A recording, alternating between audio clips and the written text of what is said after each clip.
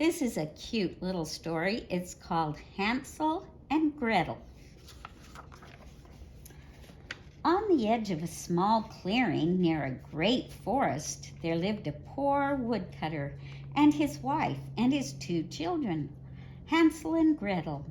The wife was the children's stepmother, and she was very cruel to them.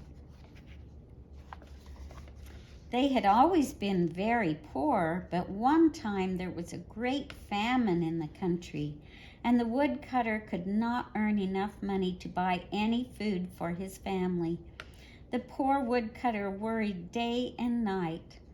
Finally, he said to his wife, "What shall we do? We will surely starve. The food we have left is not enough for the children, let alone for us." "I have a plan," the stepmother said.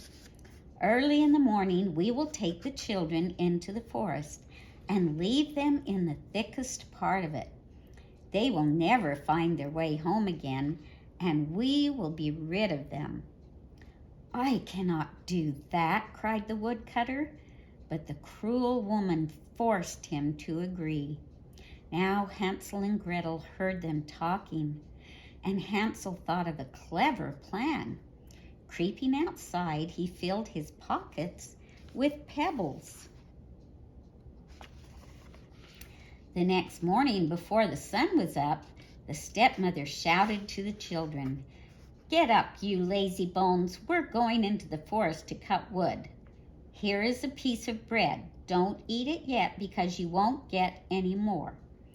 Then they set off for the forest, with Hansel and Gretel lagging in the rear. Gretel carried their bread, and Hansel stopped every few steps to drop a pebble on the ground. Finally, the father called back, "Hansel, hurry up. What's keeping you?" "Oh, I'm just looking at my white kitten who's sitting on the roof. She's trying to say goodbye to me." "You fool," cried the stepmother. "That's the sunshine glinting on the roof." When they reached the middle of the forest, the father built a good fire. Then the stepmother said, "Wait by the fire while we go to chop wood. We will come back to get you." Hansel and Gretel fell asleep. When they woke up, it was night. Hansel comforted Gretel, who was frightened by the dark. Then when the moon came up, they could see the pebbles that Hansel had dropped, and they followed them all the way home. When they got home, the cruel stepmother planned again to get rid of them, and the next day they all went once more into the forest. This time Hansel was not able to collect pebbles. He dropped breadcrumbs instead. But when evening came, they could not find the breadcrumbs. The birds had eaten them. All night they walked, and all the next morning. Suddenly they saw before them a little house, all made of gingerbread with windows of spun sugar. They ran toward it eagerly. Hansel ate a piece of the roof, and Gretel ate some of the window. Then they heard a voice saying, "Nibble, nibble, little mouse. Who is nibbling at my house?" The children answered, "Oh, it's only the wind," and they went on eating. Then the door of the house opened, and an old woman came out leaning on a crutch. The two children were very frightened, but the ugly old woman spoke very sweetly. "Oh, do come in," she said. "You must be very hungry and tired, for you look as if you've come a long way." Then she led them into her house. There she invited them to sit down to dinner. They were so hungry that they ate everything on the table. When they had finished, the old woman put them to bed in great comfortable beds. Now, although the old woman seemed so kind, she was really a wicked witch who ate little children. So while Hansel and Gretel were sleeping, she was thinking of the fine meal she would have. The next morning she awakened Hansel and put him into a cage. No matter how he begged to get out, her heart did not soften. Then she woke up Gretel and put her to work. "I'm going to eat you both," she said, "but first you can do some work for me." So poor Gretel had to carry water, chop kindling, scrub floors, and sweep the rooms.